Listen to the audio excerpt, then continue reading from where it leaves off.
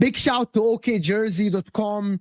Scan the QR code below and actually go to the link below to get affordable football shirts from all the European leagues, including the English clubs, all of them, Liverpool, Arsenal, United, City, Spurs, Chelsea, all of them, of course, are all there. You can get the current ones, past seasons, and also some absolute gems out there, vintage ones, and actually very affordable football shirts, high quality, like the one I'm wearing right here. It is very simple to get one. Let me show you how. You go to the website. It's very simple. You click on the Premier League, pick the club you want. For me, I pick Newcastle, for example. You go there, you will find all the current ones, training ones as well. You add whatever you want to the cart. Of course, check the sizes, add a patch, add to cart, but also never forget, as it says below, scan the QR code and put the code JUDGE in the checkout to get 8% discount. It's that easy. Just go to the website, check the football shirt you want. You will not regret it. Now, let's get back to our stream. Bismillah ar-Rahman ar-Rahim. Hello, people, and welcome to Footy Judgment. Welcome to your Premier League Unfiltered show on Friday, of course, after a massive game week where nothing has happened. Arsenal stayed 6 points ahead. Liverpool gained a point. Chelsea lost, which is they are now 8th in the Premier League table. And there is the Martinelli situation that happened, and everyone is going for the kid's head. They want him crucified. They want him punished. They want him to stop playing football completely, actually, ever. They want him to not be in the Premier League again. And we'll talk about that as well. We'll talk about Spurs and Romero calling out the board and calling out the absolute everybody at Spurs. Of course, Liam Rosinia is at Chelsea. I think he's going to take on the weekend FA Cup game. But we'll talk about all of these. But how are these guys doing? How are you guys doing?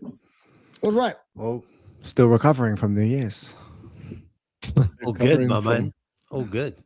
Oh, good. Yeah. Oh, good. Guys, hit that like button if you guys are here. Subscribe to the channel if you're new. Hit that like button.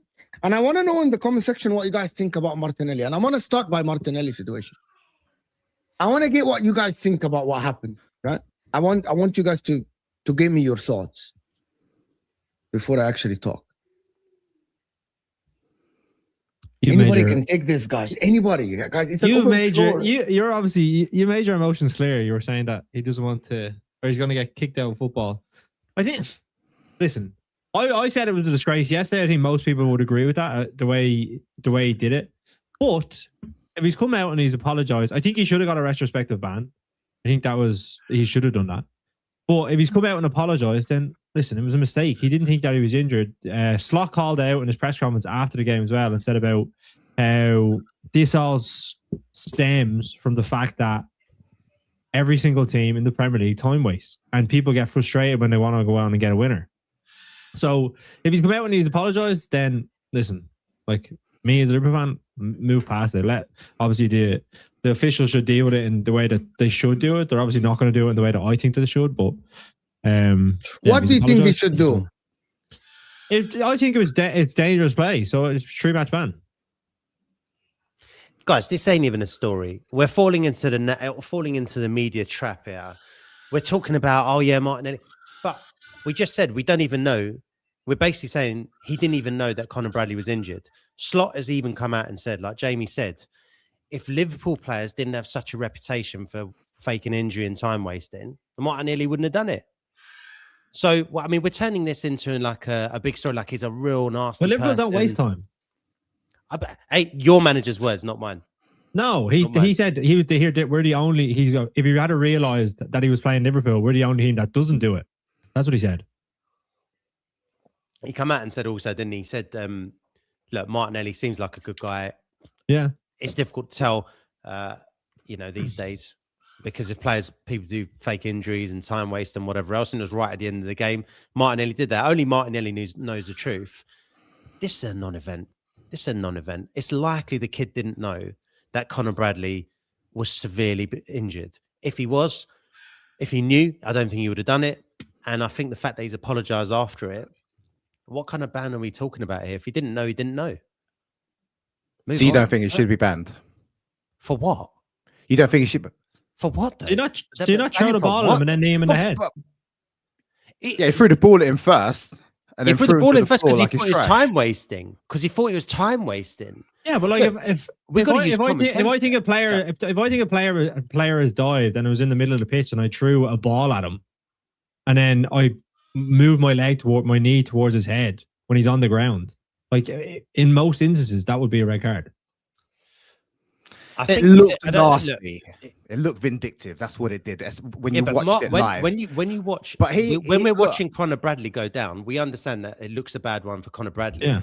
Martinelli's not facing him at that time. So when he turns around, Martinelli sees him on the deck and he's writhing around in pain. He's moving. He's not motionless.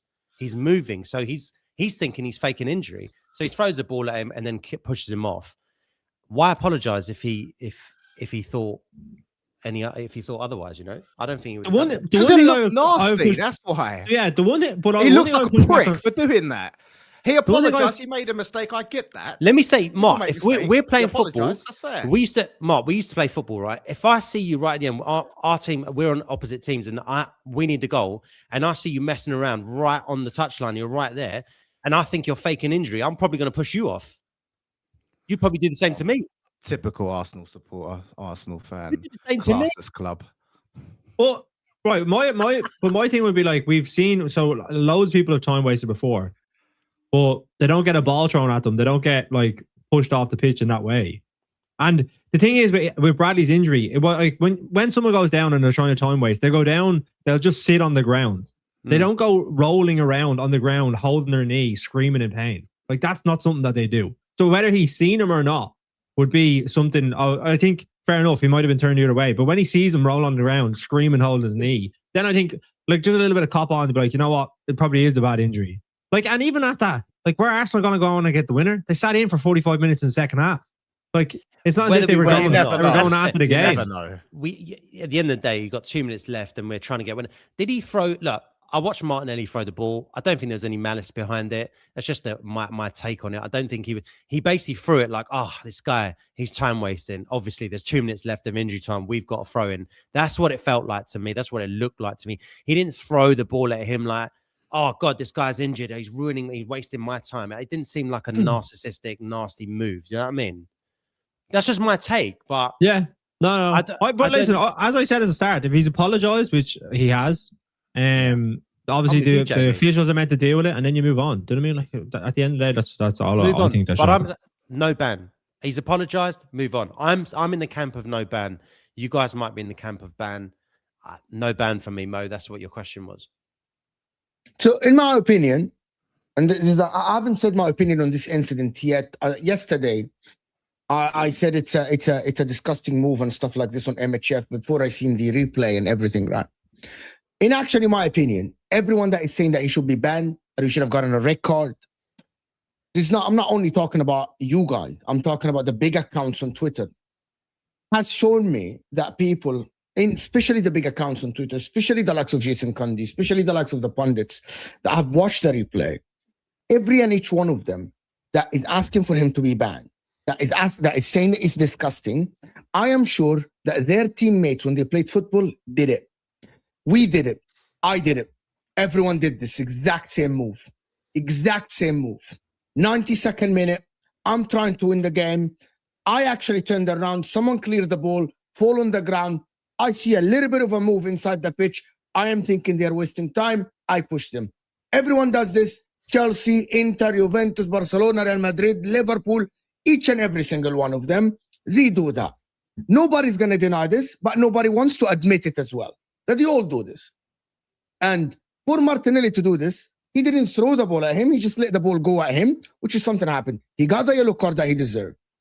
After the fact that everyone is talking now with the high moral of after the fact, the guy had an ACL, which is, I wish nothing because it's a nasty injury. I wish him a speedy recovery. He's a kid. He had the future in front of him and everything.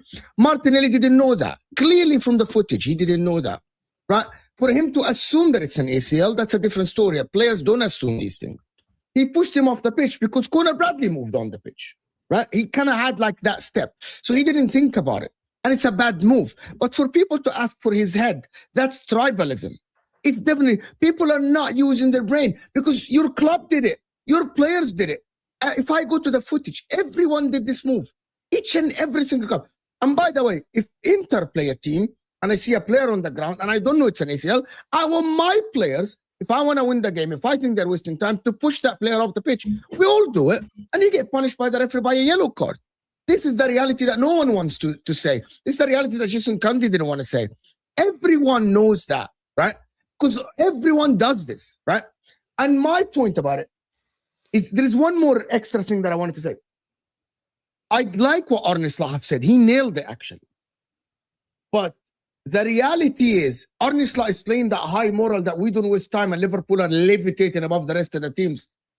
Bro, I don't like teams to play like we are the best of the, we're the mighties that don't waste time.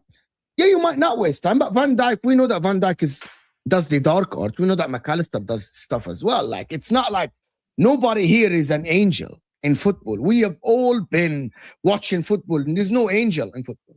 And Roy Keane asking for his head, where he literally ended someone's career after a year. Absolutely disgusting. You ended someone's career.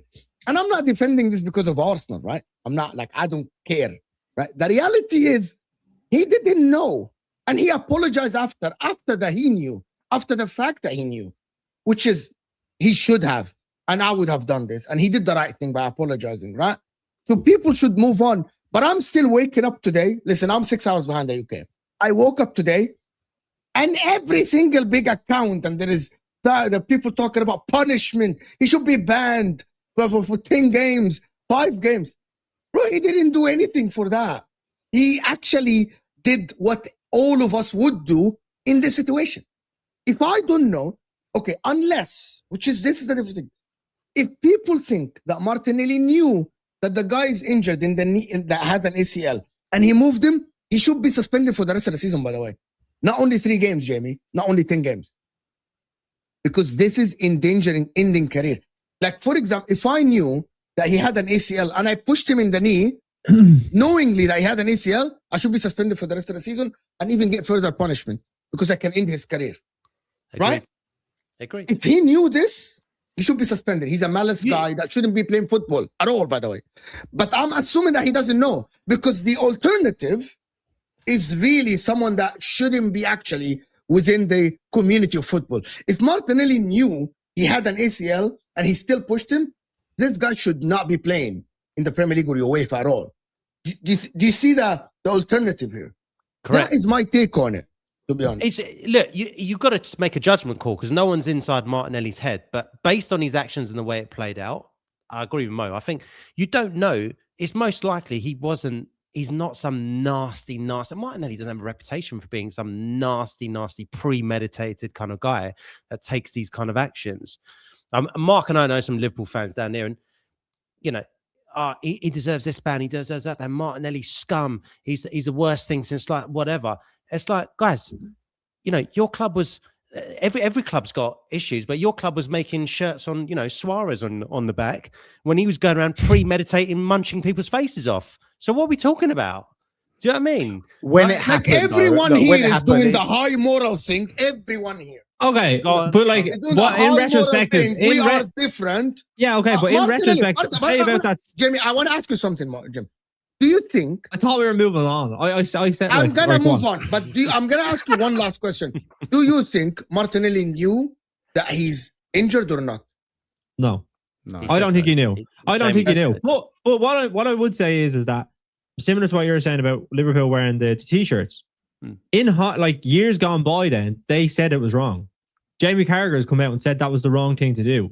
So, to my point is that listen, I don't think he knew he was injured. But you might not go to try and injure someone in a tackle, but you still might injure someone. It's still a red card.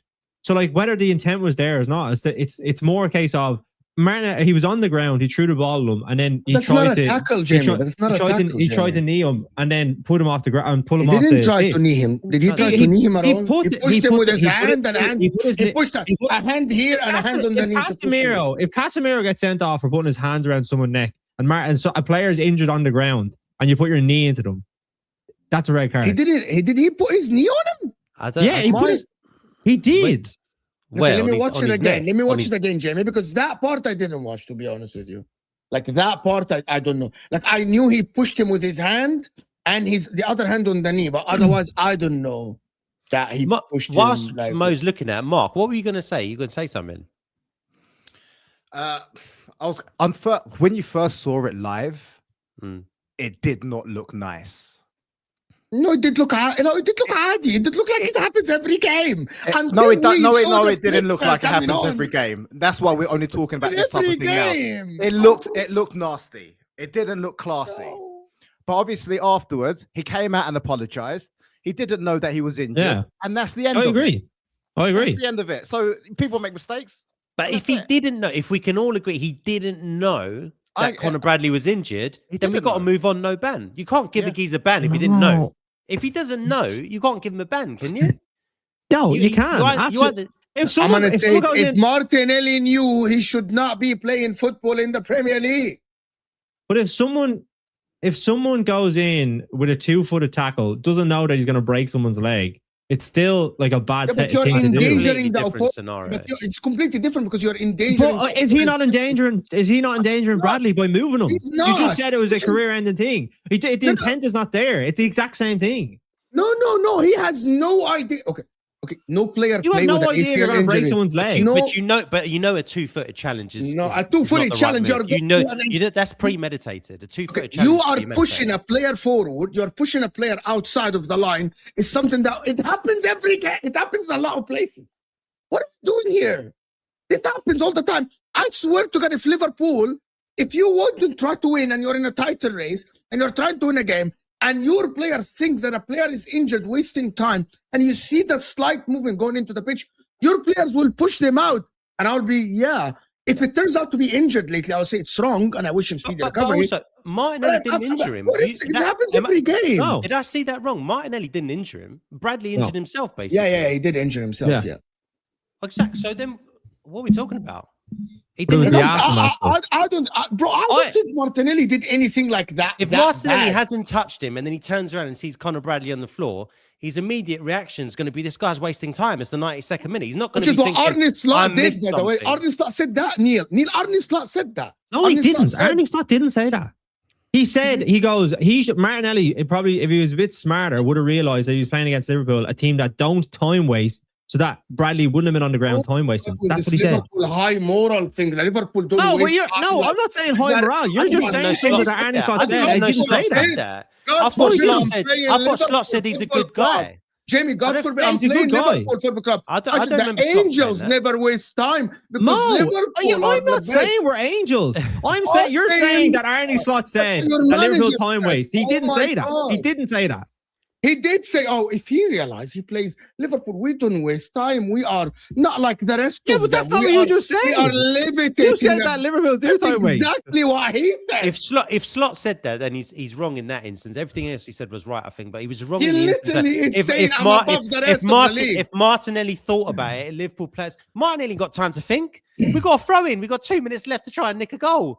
Well, you were sitting back. You were sitting back in your own half 45 minutes. Have a throw in on the halfway line. Liverpool Football Club. Yeah, When but we you're play you, gonna get on with it. You're at home, aren't you? You're gonna guys, get on I with it. want to know from now. Should have when got we on with it play 45 Liverpool- minutes before that. If we I play agree with Liverpool you. Football I'm Club with you from on now on, And we Liverpool get on to the Football match. Club are We get above on to the the rest match. of We're them. talking. The reason Oh we're talking my about this God. consistently, the reason this is a big thing in the media, because the match was fucking You're right, shit. Shit. That's why we're it was talking about so bad. There's nothing Yeah. else to talk about. Mo, There do is you a need bit 2 to talk about, I minutes? think You we're- need 2 minutes. Cup of tea. Relax. Go and have a breather. No, come on, Bro, because Martin, you're coming at a because good time, my friend. Arne Slot is telling us, guys, What have I walked into if here? you play against us, you know that you're playing against the high almighty Liverpool. We don't waste time. We're not like the rest of the teams. So you should know that we never do that. We're not this team. The rest of them are scum, but we aren't. We are head and shoulders above All the rest of them in terms teams of do moral. it. All Oh my teams, all God. players. It's just when your player's involved, you get all emotional about it. If that was a City player, opposite way around, you're going to want blood. That's just tribalism. Listen, I'm going to go back to last season when Haaland bounced the ball off an Arsenal player's bloody head. All the Arsenal fans were after blood. Ban him for 10 games. Get him Yeah. out. Do this. That. It's That was part funny. of the game. Arsenal fans are going to defend their Well, boy. that their isn't boy. part of the Another- game. No, it's not. But Well, it that is. isn't. Just what it is. Bouncing the Right. ball, kicking the ball of someone's head. Right, That but isn't hang on a part minute, of but the that's game. what That's happened. fine. We're all big men. We just get over it. Arsenal fans are But going to I'm defend going to tell Martinelli, you something, but Mark. they weren't defending Haaland day- last season when within he one day- bounced the ball off someone. Yeah. My God. I'd Within never one call. day- Yeah, yeah. Martin, Okay, I I would agree with you. never call for a One day, ban guys, for and we got anyone over to it. get banned for I that. hear Just what move Martin on. said. It's One day, emotions. and people moved on. Said that Gabriel even moved on from it, so move on from it. No, the I am worst not thing about about us, it is, guys. I am not about us. But if That's I'm Bradley again, got I'm gonna say injured. I'm waking up this morning. Articles, like forums, ban Martinelli. What? What world are we living in? yeah, and that's what I'm saying, and people do that. It's Last season, tribalism, people and were- I said it yesterday. Everyone have used. Can we their just say, platform. have a little everyone bit has of used. thought for, and Everyone by the have way, used their account to go because okay, I hear it. You hate Arsenal, but come on now, like It's Common the media, sense. the media Tribalism. making a it's talking point. tribalism. and You're not going to Common get it any sense. different. The Anyway, big let thing in me- here is, I hope Conor Bradley gets fit soon and gets better soon. me Well, Did too. they confirm? By any They confirm what it injury. was. It looked It's a like his no, ankle, no. though, more than an ACL. It's a bad one. They haven't said yet. They still have to do the MRI. They haven't Yeah. said yet if it's actual ACL or whatever it is or ankle. Some of you have or- never played rugby. Hopefully My not. God. Right, we're 23 minutes into the stream. Can we get into the match now, for fuck's sake? Some of We you can. played rugby. My There's God. nothing to talk You, about, you'd man. get, you'd get wound up, some of you playing rugby. If you We think can. that was over, Now I want to let me do the super chats and then we can Jesus. actually go to what Jamie's story thinks that Liverpool should have won the game because they were the better team. Amina's saying Liverpool 10 unbeaten. that. You didn't need Mo. Let him focus on AFCON. Do you think that you don't need Mo now, Jamie? Us? No, absolutely, we need him. I Hold said on. that before he went off to AFCON. 100% we need Mo. Like Liverpool, we didn't have a forward. We didn't have a striker yesterday. Of course we need him. So Guys, can we Isaac will get the probably be lights up out. a little bit? Yeah. Isaac will probably be out until end of March, maybe. And like even then, Isaac seems like the type of player where it takes him a few games to get going, or a few months in Liverpool's case. So yeah, 100%. I think Mo definitely has a place in this Liverpool team when he comes back from AFCON. Go watch Slot's press conference on this matter. He said it best. Everyone else is being hypocritical. He's basically what Arne Slot said is that he's assuming that Martinelli didn't know. That's why he's cutting him some slack. And he said he apologized and he moved on from it. Right? Job That's done. it. We should all do the same. That's Yeah, it. because you don't want The to think media the made it a alternative. story. If you think And, of the alternative, uh, you think some dark thoughts about Martinelli then, aren't you? Exactly. I said that Jesus. before you come in, Martin. If he knew he had ACL and he pushed him, he shouldn't be playing football. Yeah, it's like, he should be banned for life if you're saying that's his mentality of the game. yeah. Is Mo doing this for clicks? I've never seen Mo irrational. This is not even a super chat, Jamrook, but I'm going to tell you something. If you think what I'm saying is illogical and what you are saying or what others are saying are logical, I'm sorry, bro. You need to get your head a wobble because I'm not doing this for clicks at all. If I did this for clicks, I would have released a video about it. I would have did it, and I would have actually did. I actually was hesitant about talking about it because I know the backlash and all the stuff that people will do. But I said my opinion. My man here said, you people do realize you watch from home while they are on the pitch and they both were head up tracking the ball from going out for a throw-in. Martinelli didn't even see him. That's what I saw again. And by the way, I see the push, Jamie, that you're talking about. It's not a push to the knee, to the head or something. He literally put his leg to his leg and then tried to push him outside the pitch. By the way, a yellow card is warranted and a yellow card is the right decision. When Shawcross snapped Ramsey's leg in half, all we heard about is how much of a good lad he is. English biased media, same with Eduardo. Yeah, when Gary Neville... You think if it was I don't know. I'm trying to think of someone now. Like Gakpo. Or no, Kirkes on Saka, maybe. Do it that way.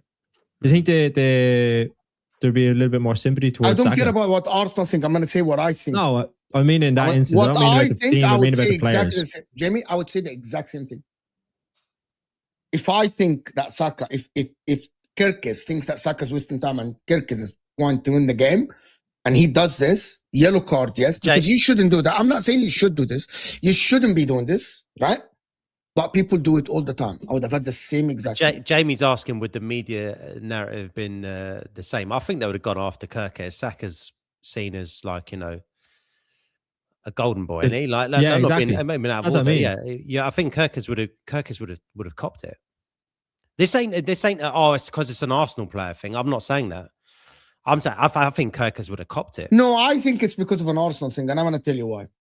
Because when people don't link it to Martinelli, I want it to go there, but I don't want to waste time again because I want to talk about the game again. I'm going to tell you why it's an Arsenal thing.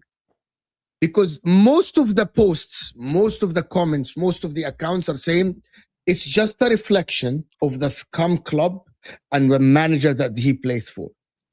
Most of the big accounts on Twitter are saying that it's a reflection of Mikel Arteta who's doing this, who's doing that. It's a reflection of the scum club and their antics. So that there are a lot of people, Neil, that are making it about Arsenal, not Martinelli himself. None of us here, but they're making about the Arsenal itself. But Mo, this started though. It could say you take out the club Arsenal and you put another club, say Man City or whoever. It doesn't really matter. And it was Jeremy Doku instead of that situation. If Gary Neville said the exact same words that he said during that time, Gary Neville starts to train. He starts to train like the weasel that he is. You guys know what Gary Neville said, right? Liverpool play. I'm talking about right, and as it happened, that's terrible. And he went in on Martinelli. He even said Liverpool players should have taken. One of the Liverpool players should have kicked off and taken a red card. Oh yeah. Gary Neville said that Gary Neville stirred it all Martinelli, up. This is the same little weasel that couldn't even stand up to Big Paddy, and he has, Roy, he said this, he said that. This is the guy telling Liverpool players to go and take a red card for that. That's what says it. So Mo, if you might be right, and other people will make it about Arsenal, but if you swap out the club Arsenal and you put Doku in it as Man City, if Neville says those words, momentum would have happened again. I believe. I could be wrong. We'll see how it goes. My man here, hey Mo, top show, Martin, City winning Premier League. We'll talk about the City, the door open for City and all this stuff, but we'll see. We'll see. City fans with chest now. This is you what know that Arsenal was, fans... don't you, Mo? Huh? You know that was Tone, don't you? I didn't know that. Tony. Big up Tony. Yeah, Tony. Tone, not Tony. Stop calling him Tony. His name is Tony. Sounds like you're giving him his Sunday mum's name. Tone. Man City Tone. Big up Tone. When are we gonna see you again, Tone, on the show? He said, "Oh, come on a show with me." I think actually Tone would work very well with this panel. I actually think this is one of the most logical panels out there, apart from Mark. Apart from Mark. Okay, apart from Mark. Was that necessary, Mo? I'm a guest. I actually I'm gonna tell you what. I'm gonna tell you I what. didn't realize he was going to say that. I tell you what, Mark. I tell you what, Mark. Your friend said it even before me. No, I said it because I didn't think anyone else would say it. I was just bantering. Mo's actually being serious. That's the difference. Mo's firing shots. I know. It's unnecessary, Mo. Big up, Tone.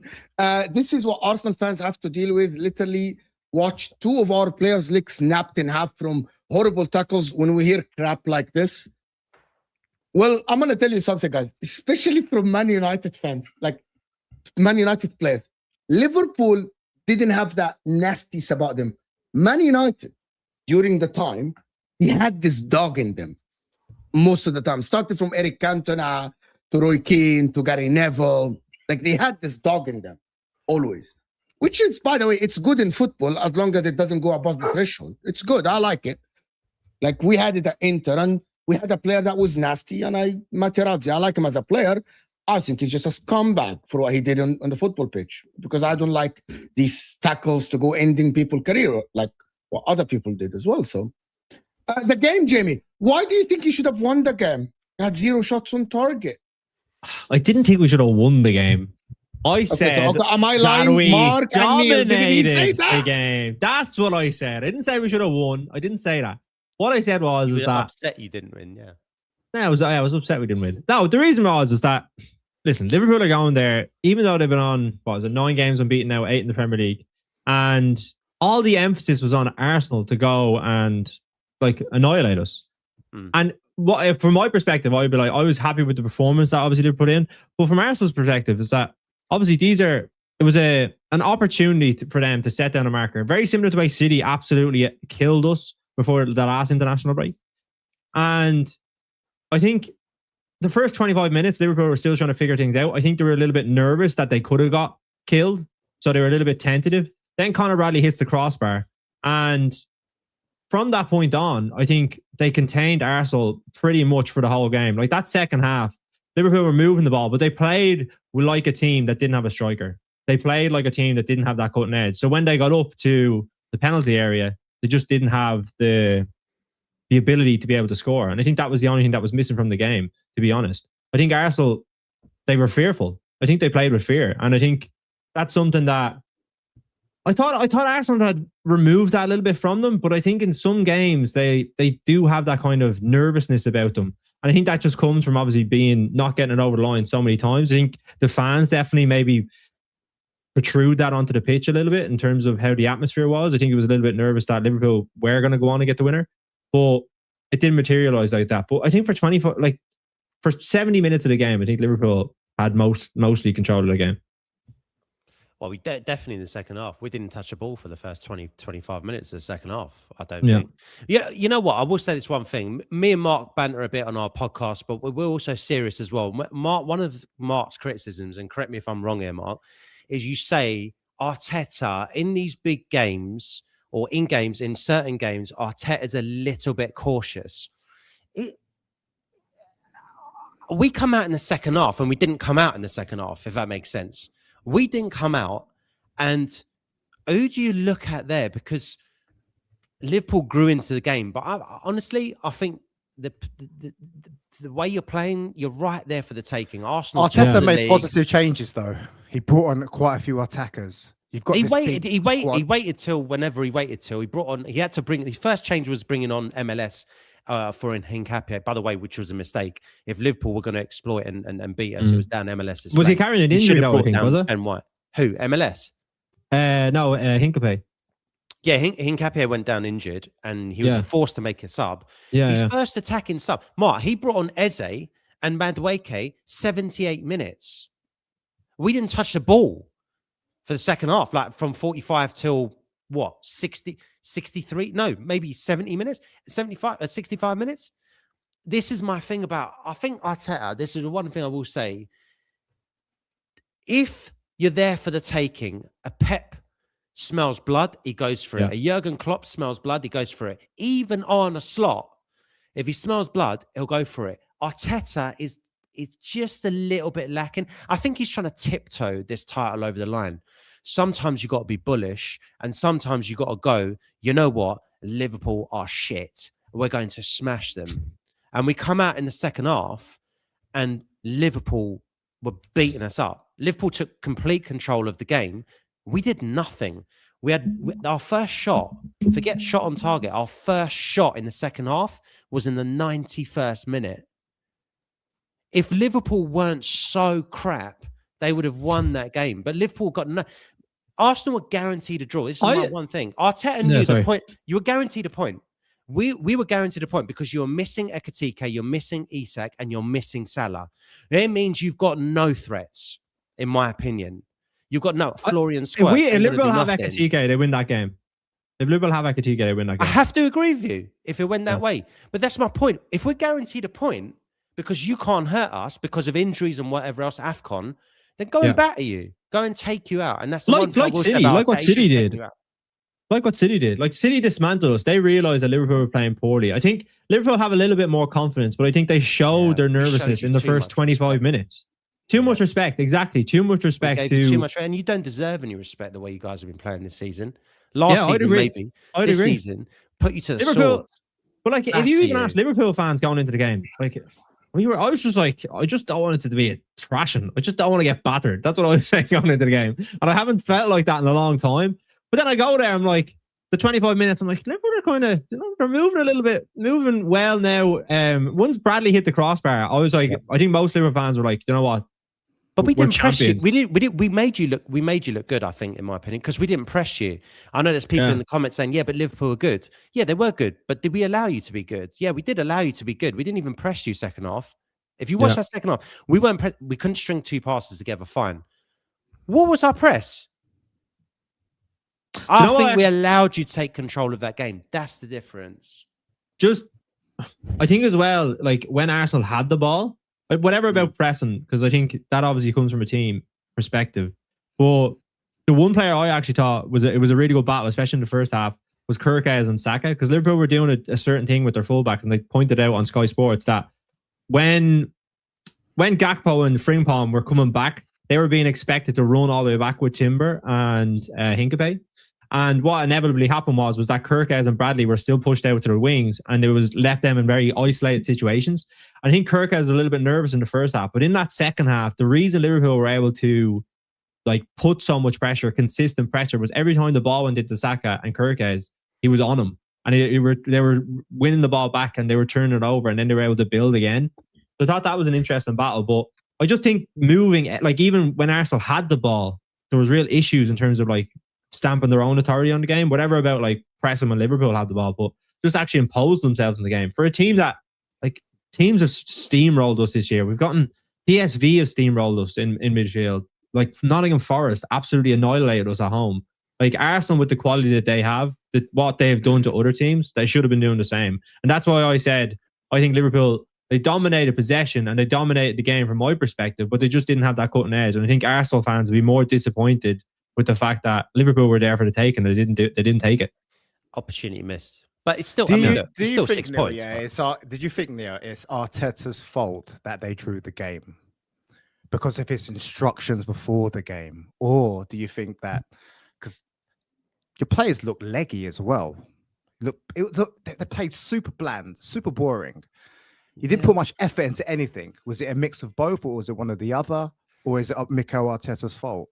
Well, I got to look at what the facts are, right? If you see us, we've scored the most amount of goals in anyone this season in the first 10 minutes of the second half and the first 15 minutes of the second half, right? Team talk, injection, and Arsenal have scored something like 12 goals between that 45 to 60 minute period. By yesterday, and so I was expecting us to really start fast in the second half. And that's straight after at half time. It was so odd. It was so odd to watch that. I can only put it down to team talk, right? Because if we didn't have that, we've now built a pedigree of Arsenal score a lot of goals in that 45 to 60 minute period by putting it on teams. I don't know. You tell me, did it look like we were putting on them? Was it that we were leggy? We just come in from half time. While we did nothing in from 45 minutes till 70 minutes, we did nothing. Liverpool bossed it. Don't get me wrong. If you gave me a point before the game and telling me that Liverpool are going to be great, of course, like a point's a point. We keep the distance to City, all well and good. But I think there was an opportunity there. If you're asking me which way, Arteta gets the praise for the goals that we score after 45 minutes to 60 minutes, but then he also has to take the criticism if we come out flat. I actually think I want to go back to what Jamie said. I don't know, Martin, if you want to say something about the game. I want to go back to what Jamie said before I do the super chat related. You saying that teams battered Liverpool, right? Arsenal in the first half. Arsenal in the first half have played Liverpool in a way that Liverpool don't play against any team. Liverpool don't sit deep with 11 players behind the ball, with 6 players in a low block around, like across the 18-yard box. That Liverpool never do this. You did it against one team, Inter, in the San Siro. And then in the second half, you dominate position. For 45 minutes, Liverpool win there not to play. No, we did it against Man City as well. And you conceded early, and then you had to open up. Yeah, but you conceded early. That's on Arsenal to open us up. They didn't do that. 100%. Is that not a respect thing to Arsenal? It is, but that's what I want to say. Liverpool. Why is everyone getting booked? However, let me just finish that next point. When Liverpool played Man City, they were in turmoil. When Liverpool played, I'm talking about the first half only, because the second half is totally on. You can say Arteta or the players. We're going to debate that. But in the first half, the amount of respect Liverpool gave to Arsenal is enormous. And in the same time, we have to mention that Liverpool have improved in their defensive structure massively. The reason why they improved, for one reason, because when they played Arsenal yesterday, they had no basic, they had no attackers. Cody Gakpo's a winger, Frimpong is a wing back, and Wirtz isn't a striker or isn't a forward, he's an attacker mid.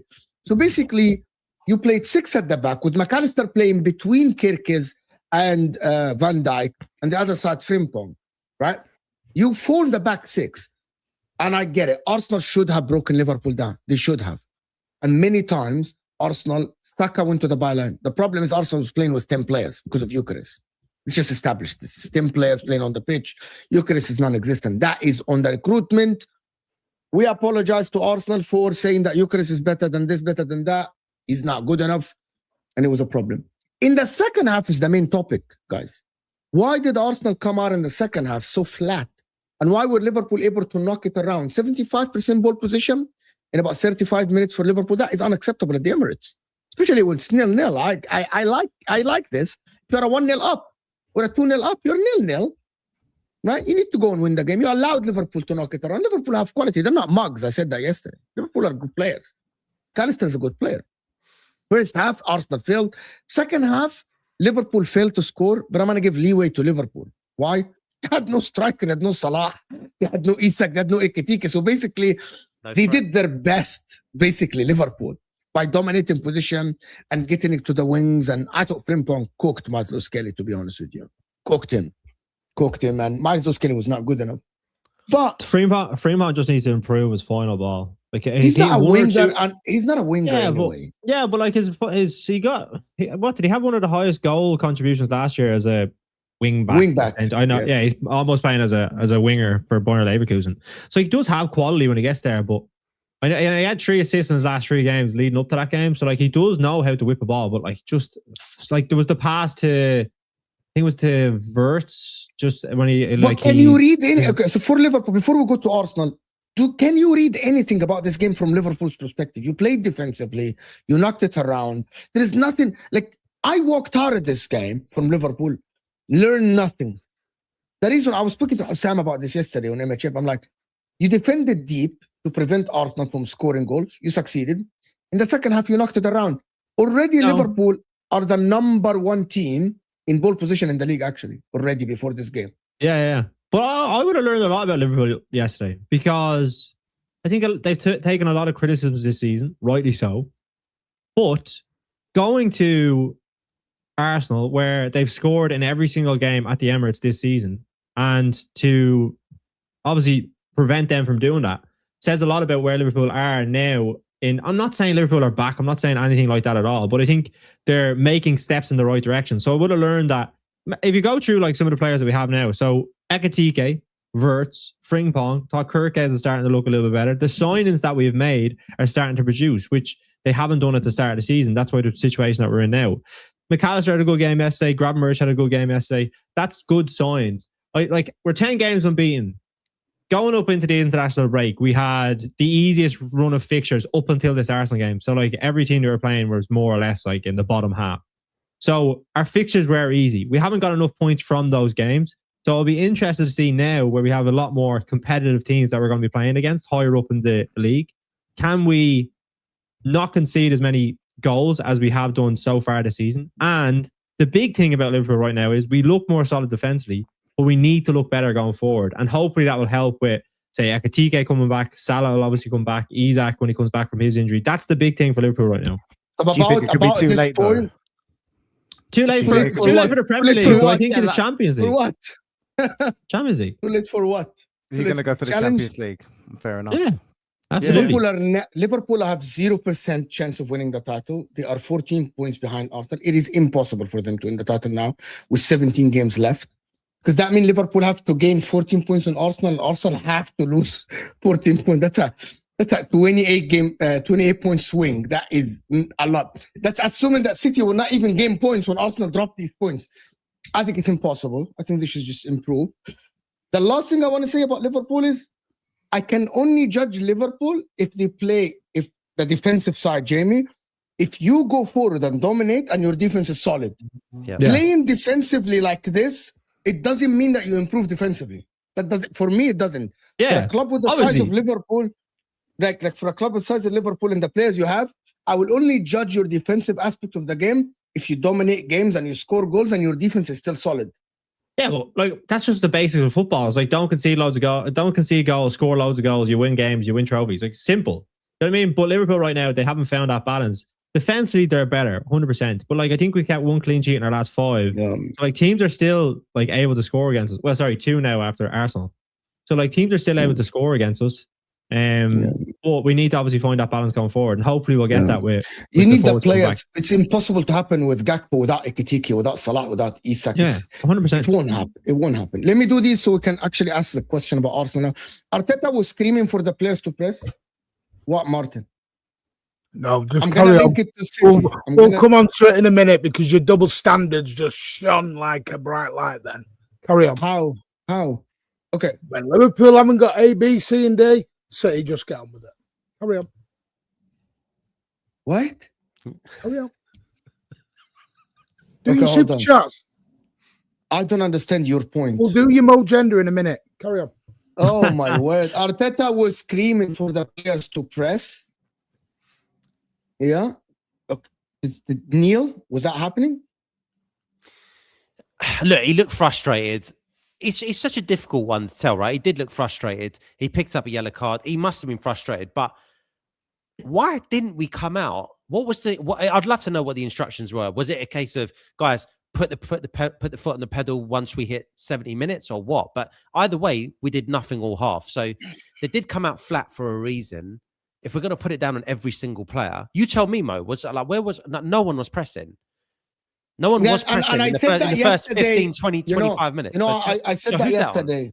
I said that yesterday.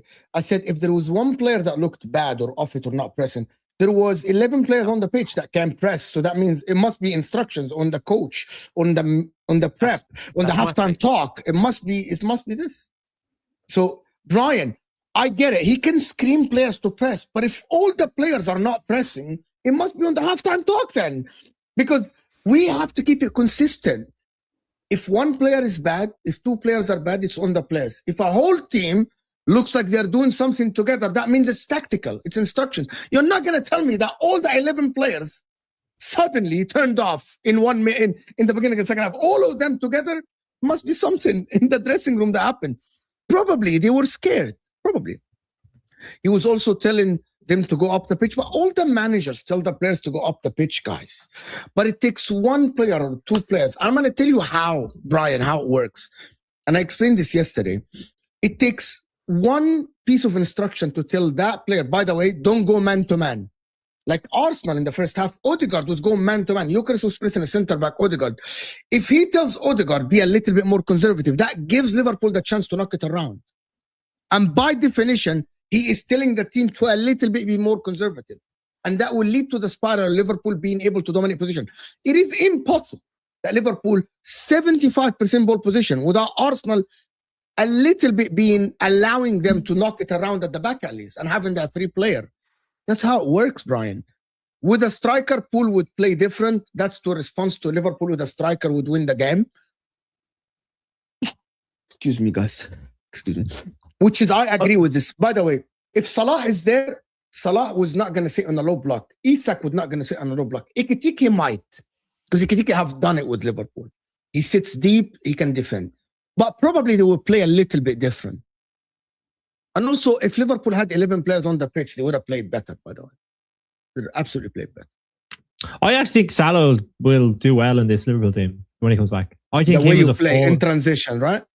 yeah, him as a forward, like as a striker rather than as a winger, being asked to do like defensive duties. He played it in, I think it was 2021.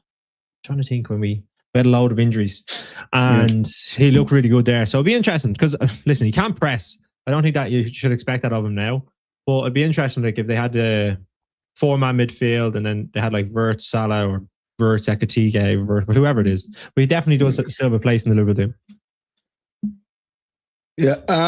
Everything is on Arteta, bro. He was screaming at the players. Why did you see him get a yellow card for being animated? Odegaard did not lead the press. Okay, so Odegaard suddenly decided not to go to. See, you're telling me that Mikel Arteta told Odegaard. So just hear me out. This is very important. So at halftime, he told Odegaard, continue what you're doing. Go press Van Dijk on the ball. But Odegaard, for 30 minutes, didn't do it once. It's definitely instructions or prep. Why does people so somehow? It's easy. Yeah, I think it's okay to criticize Arteta. I think he was a little bit cautious in the second half. I thought Arsenal were a little bit cautious second half. He didn't want to like open up as much in the first half. I think so. Maybe the players were bad, but come on now. We're not sitting here and saying that the whole Arsenal team were bad because of all the players. Odegaard led the press against Villa, man. And in the first half, he did it. He did it in the first half. I still behind the bench. I sit behind the bench. And the second half, he was screaming at them to press and also to stop going long. Was just an off day. We move on. It's not the end of the world. Mike, fair enough if you say that. I'm going to tell you something. We're going to come to that. This game is the reason why Arsenal will not win the league. And this game is why City fans think the momentum has shifted to City.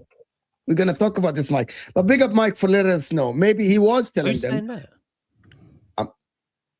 What do you mean who's saying that? Who's saying that? I'm going to tell you now. After I finish. After I finish. Here we go with the City part agenda. Go on. How is that an agenda? No, I know what you're coming to. Go on, get your super chats and wait. Okay, so I will. You're on the panel. I will ask you this: Arsenal fans working overtime to defend Martinelli. Yeah, Arsenal fans really working overtime to defend Martinelli because there is an agenda going on around. To be honest with you, I'm working overtime. Yeah. You've ever seen a boxer winning a fight and just be more defensive and protect his lead with a jab? I saw a bit of that from the players. Gonna be better for Arsenal, maybe. I'm not sure, to be honest with you. Like, I'm not sure if Arsenal maybe should have. To be honest with you, I said that if Arsenal won this game, you'd have put a sword into the title race, but they didn't. But I still think it's Arsenal's league to win, to be honest. All teams have looked tired, let's be real. But you made 3 subs in the second half and still didn't look better. Marzo Kelly wasn't tired. He didn't play enough football, so he wasn't tired. Gabriel just came back from injury. So no, Wayne, like, I don't think it was tiredness. Maybe it was off. If Liverpool had a proper goal scorer, they would not be passing the ball around. It would be more open. It might suit Arsenal thoughts. Jamie, please. To be fair, right, Liverpool played without a striker. So did Arsenal. They didn't have a striker that was going to be able to do anything either. So I think, to be fair, listen, the manager obviously has instructions that he sometimes gives to the players. If the players don't take that on board, then it's very hard to understand who did the wrong thing. In that case, it would be the players if he wanted them to press. I think he was trying to get them up the pitch. I think he made changes with Saka coming off for Madueke and obviously Martinelli coming on for Trossard. And Gyökeres for Jesus. He maybe did them a little bit too late because I think Liverpool were imposing themselves a lot in that second half. If he had done it maybe on the, like, say, 60th minute mark, I think he waited until the 70th. Way too late. He wasn't. Yeah, way too late. Game. But if you're trying to win the game, you make those subs earlier. He wanted a point. Yeah. Let's be honest. Well, but you'll know him better. Mo, I've heard players say that, yes, the manager tells them something, but on the pitch, they do something different. We felt the threat from Liverpool. Maybe the players felt the threat and they weren't trying to press as much. Maybe that was the case. Maybe that was the case. From who? You respond, Neil. You're an Arsenal fan. Get the threat from Liverpool. How? Who? We allowed Liverpool to get in control. Look, Liverpool squad, when fully fit and everyone's back from AFCON, like, obviously it's deadly. But they're in a bad place. And they're missing their 3 marksmen. Isak, Ekitike, Salah. You miss anyone takes those 3 out of any team. You take Haaland, Foden, well, not Foden, Foden's rubbish. But whoever else, they're gonna feel it. Turkey. Hey, take Turkey out, they're gonna feel it, right? What threat? We're at home. If you want to win the league, you can't be sitting there saying, "Oh, we felt the threat from Liverpool. We had to hang on in the end or whatever." Like, you put it on them. Fair enough. Okay, so number one, what agenda are you talking about, Martin? I'm sorry about when I said that Liverpool, they don't have forwards and they get the forwards, they can. Now I will judge them. So what is that the other day? Yeah, because you're in a title race. It's a dead team. Okay. Liverpool are dead team. Oh, so when we have no defense, no defense, no forwards. What do you mean you have no defense? With no defense, you have Ake and Kozanov. Play Max Lane at the back. Don't do this, Mo. Come on. You have Ake. You chose not to play. You chose last week. Wasn't it a choice? Yeah, I'm going to address the Foden comment in a minute. Who's got better stats than Cherky, but never mind. And he's also been nominated for the December Player of the Month. What a load of golf. Hold on. We'll just ignore that. I get what you're saying. Max Alena is fine. It's fine. So isn't it a choice that not to play Ake? You could have played Nico O'Reilly on the left and Ake and Kozanov. These are senior players like Mosquera, Hincapia. Lewis Kelly's young as well. Liverpool are probably deep squad than us right now. And also forget Liverpool. I don't want to talk about Liverpool. Because to be honest with you, Martin, Liverpool, I said it before, and if you haven't heard me on shows, I said that the team that failed the most this season and they should get the most scrutiny is Liverpool Football Club, because you don't win the title, spend $500 million, and actually be 14 points behind the league leaders. I've said that plenty of times, Martin. Plenty of times. I've said the second failures are Chelsea, and these are the two failed teams in the league this season. I just want same consistency. That's all. I am very consistent in my argument. I'm very consistent. I am very consistent in my argument. I never change. You guys are just people. You change where the wind blows you. I never change. I never change. I never change. I don't change my argument. We counted defenders. We actually listen. People talk about change. Our defenders? No. You want to talk about change, right? When I say the word, it's a club's choice. And a manager. Let me just finish that point. It's very important. It is very important, Martin, to actually address this particular point, right? Because people see this season, right? People didn't watch me last season, probably, but you're the one who's done the shows with me for a long time. People in the chat know what I'm talking about. When I said on here, on every single show I go to, it's Arsenal's choice to spend the money on Kai Havertz. No one slapped them on the hand and say, buy Kai Havertz. It's Arsenal's choice not to buy a striker last January. It is your choice to go buy Calafiora and Moreno and not spend it on a winger last season. This is exactly what I mean. It's your club's choice to not buy a right back.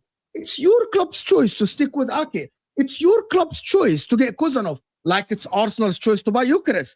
You made your bed. You lie in it. That's what I said. But by the way, people talk about this season. You are rattled. I am rattled because you are rattled, my man. Because you're because you're accusing me of lying. Because you are saying that I changed my energy.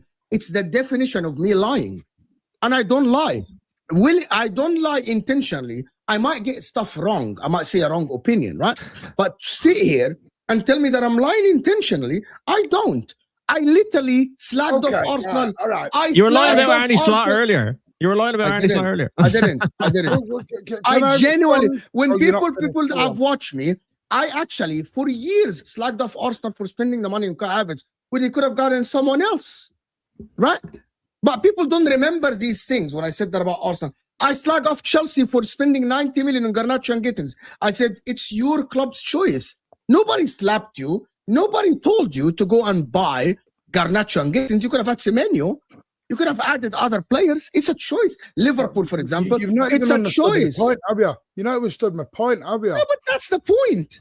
No, it wasn't. You've just totally changed everything there. I never mentioned spending. What you on? You have 8 defenders registered on the squad. It's a choice to make. We've got 8 defenders. Can you name them? Yeah, I'm gonna name them. Nine actually. 9. It's gone up now. Each and every one of them is a choice, right? Each and every one of them is a choice by the club. Mm-hmm. They have Matthias Nunes is a right back for Man City, converted right back. Same. Mm-hmm. Nobody tells me otherwise because he's a right back. It's a choice for them to play them right back. Rico Lewis, treble winner Rico Lewis, started as right back for City from the academy. He's a midfielder, but he's a right back on paper. He's a midfielder, but he's a right back. Go on, carry on. Okay, but just let me tell you, Lewis Kelly is a midfielder. He's not a right back. Is he? No, he's a left back. When has he ever played in midfield? Probably one game. MLS started. We can do the same game. We can do the same game, guys. I can do the same game. He's started. That's Mo's point. That's Mo's point. My point. No, you're wobbling. You're wobbling. Started as a striker, and then he ended up as a right back. That's Mo's point. He's a registered right back. Don't just say stuff. Lewis Kelly from the academy was a midfielder converted as a left back. I count him as a left back. I never said that Arsenal have an extra midfielder in Lewis Kelly. I never ever said that. I said when he joined the first team, he was made as a left back, so he is a defender for Arsenal. I never said otherwise. Never said otherwise. Just to let you know, we have 7 defenders. Okay, hold. Okay, well, I don't know where you got 9 from. I'm on the foot mob squad. Rico Lewis. Well, I'm on the City website. Ruben Diaz, John Stones. It's really good for your football. Okay, 5 now. Jasko Gavardiol, Abdelkader Kozanov, Nico O'Reilly, Ryan Aït-Nouri. 9. Right. So let's go through, right? Because it's on the City website, right? Ryan Aït-Nouri at AFCON. Nathan Ake playing with painkiller injections right now. Ruben Diaz out for 4 to 6 weeks. Gavardiol out all season. Kushanov's young lad. Rico Lewis has played 222 minutes all season. Victor Hayes out on loan. John Stones injured. Do you know how many defenders we have right now? What is this debate about? Why are we making so many excuses out of nowhere? What's going on now? I'm not making excuses. Well, you know, bloody hell, let me finish, man. Go for it. So what I'm saying I'm wondering where you're going. What I'm trying to say is, you said earlier on, it was only the point you said Liverpool have got no strikers. They've gone there with no strikers, and you praised them, did very well. City draw 3 games on the bounce, same as Liverpool, and it's a different rhetoric that comes out. Who praised Liverpool? That's all I'm saying. I'm not saying, just saying in general. That's all I'm saying. One have the same concern. But you're going to come back to me. You're in a title race, Liverpool or not. Well, to be fair though, if you compare the Liverpool's result at Arsenal, let's just compare those two. I think a lot of people gave City praise when they went to Arsenal and how they set up and how they were able to nullify Arsenal for most part of the game. Well, we got killed for it. We got killed for it. No, I think there was. We got killed for it, which is why Pep had to make that comment in his press conference. I do it one time in 10 years, and you'll go mad at me. Exactly. I like that. So I'm saying it is right now. We're going with Max Lane, Kushanov, Nathan Ake with a painkiller injection in his bladder, and Nunes. That's it. We have nobody else. Time for Kushanov to step up. Nobody else. And Max Lane was at Watford last season. Sorry, last week, not last season. Max Lane was at Watford last week. Wasn't even on the City bench. Was playing in the Championship. But again, I'm not saying it's an excuse. I'm just saying that's the way that it goes. That's all I'm saying. But I didn't hear any of that on the City stuff. And I don't mean this show. I'm talking previous shows I've heard. That's all it is. Just consistency. There's been a meltdown all week amongst City fans, the media, and everything when City draw 3 in a row. Did you draw 3 in a row because of your defense? No, we drew 3 in a row because we can't finish. So the defense is not. I'm going to come to the phone and comment in a minute, by the way. So it's. Oh, don't forget! Don't think that's been forgotten. 10 goals, 4 assists. So it's None not. of your players got 10 goals, 4 assists. No, so in the okay, hold on. So it is not part of the. The problem wasn't defensively. It was attacking wise. Okay, let's analyze City and then. Totally agree. You know what? We're not going to talk about. If you want, we're going to not talk about Arsenal, but I want to talk about City. Yeah, fine. Okay, so why? Okay, see, here we go. We criticize Arteta massively now, today, about the approach of the second half, correct? Am I wrong here? Am I lying? Didn't we not say that it's Arteta? Okay. So, Pep Guardiola, you don't have the defense. You're playing the highest line. Okay, see, here we go. No, it's a question. I've kept quiet for 25 minutes. No. So ask me a question so I can answer it. Go ahead. Okay, how about you ask me, or how about you ask the Arsenal fan as well here? We got an Arsenal fan. Why would you criticize Arteta? Because I actually don't think. I think it was just Neil actually can actually answer this. Yeah, I think it was just it was probably just before Martin. To be fair, mate, just before you jumped on the stream. But I was saying, look, I'll give Arteta plenty of praise, but equally, if there is criticism due, then I'll give it too. I think yesterday Liverpool were there for the taking. I think he came out. I feel like Arteta's trying to tiptoe this title over the line, and sometimes you just got to be a bit bullish. And yesterday, I think, was an opportunity to go 8 clear against a Liverpool side that are missing players. And yes, they were organised, but they're not, fine, 9 unbeaten, but 4 of them are draws. And it's not convincing, this Liverpool run. This 9 games is going to shatter soon, of 10 games. You can see it falling apart at some point. Probably it will take like a Man City type to put pressure on them. I think we could have put pressure on them. We're at home. And I think I'm blaming Arteta for the team talk at half time because we came out flat. So that's why I'm giving Arteta criticism, to your point. I think he's trying to tiptoe this over the line and, it'd be good to get back to 6 points in front of City. I sod it. Go for the 8. And if you get caught and you get sucker punched, it's still 5-point lead, but you got to be bullish. And so, yeah, that was my. Okay, so that's for Arteta. We moved on. We spoke about it. For City now, what is the question, Martin, again? So now we spoke about Arteta. Mine was just the Arteta one, so you can ask whatever you want. Neil criticized Arteta, Mark criticized Arteta, Jamie criticized Arteta. I came in late, didn't I? Yeah. And people in the chat. Debating Martinelli. No. And people in the chat. People in the chat are saying that it's not his fault. Okay. Anyway, for Pep Guardiola, the reason why I would criticize Pep Guardiola, I would only criticize a little bit of a high line. However, I don't think it's his fault. Pep Guardiola cannot put the ball in the back of the net himself. He's not going to shoot himself. Haaland is going to shoot. Foden, Cherky. Like these guys are going to shoot. It's not his fault. He put the team in the right place to succeed. Pep Guardiola. It's not his fault. I'm not going to sit here and say... a little bit. He's the one who purchased a lot of the players. He purchased all the players. Yeah, he did the best. His recent purchases haven't been good enough, and then that's just it. This is the weakest City side that we've seen under Pep Guardiola ever in the Premier League. The reason. But you still think they're going to beat us to the title? It's the weakest Pep. It's the weakest Man City side. Did you just say that? I did say that, and I still stick by it. And one of the reasons that we've been discussing this whole entire pod is Arteta being a scared pussy. And he's had a history of that. So you think that Man City now the momentum have shifted and Man City are going to win the league now? Yeah. No, Mo, he's been consistent. So hold on. He said from the start of the season, Man City will win the league. Mark has said from the start of the league. Mark, so let me get this straight before I get Martinez and Mark. So did you think Arsenal are going to win against Liverpool or not? I did think they were going to beat Liverpool. So you still thought that Arsenal, with 8 points ahead after 21 games, you still would put your money on Man City to win. Okay, but that's just one game, Mo. I'm asking you a question. Why are you riled up? Yeah, they could have definitely. You're riled up. Answer me this quickly. So you thought, I just want a yes or no. You thought, based on your prediction, that Arsenal with 8 points ahead will still let Man City win the title? Yes or no question. So you're not going to allow me any context? Okay, yes. Go ahead. Okay, context now. Now, tell me why. You said this was a sensible panel. It is so there has to be context, Mo. And I wanted the yes or no first, and then I'm going to ask him why now. Why? Tell me why. Because Mo, it's just one game. Yeah, I did think they were going to beat Liverpool. Liverpool had no strikers, and they had such a big home advantage. You have an advantage at home, but that's just one game. There's still another half a season to go, where Arteta's going to make some choices. He's going to make some decisions, like he always does in the second half of the seasons, which is not going to go well.